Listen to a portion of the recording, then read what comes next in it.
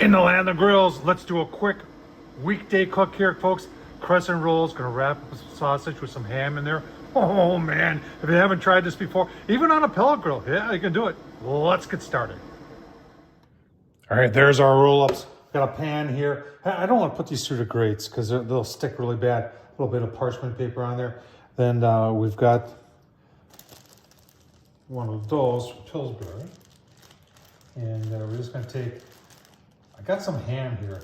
It's really thin sliced.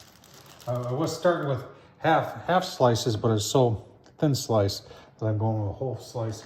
And then we got this Johnsonville breakfast sausage. This is a Vermont maple. I'll tell you what, if you're saying we could make that for breakfast, it'd be great breakfast sandwiches, and you are correct. But I tell you what, want to surprise your family? Make this for dinner. And they'll be saying, "Whoa, what'd you do there?" Now, if you want to sprinkle some little seasoning on top of there, that'll be cool too. $375 is what the Z Grills is set at, and that's where it's going to go. All right, folks, 15 minutes in, $375. Z Grills, 1052B. This is the Smoke Beast, and this thing is awesome. Vertical design, over 1,000 square inches. Look at that.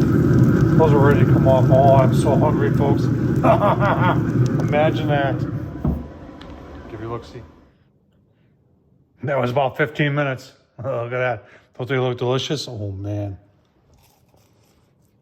Oh, wow. Oh, wow.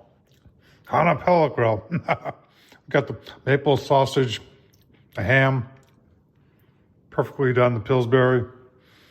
Tell you what, this is just gorgeous. This is delicious. This is dinner. Thanks for watching, folks.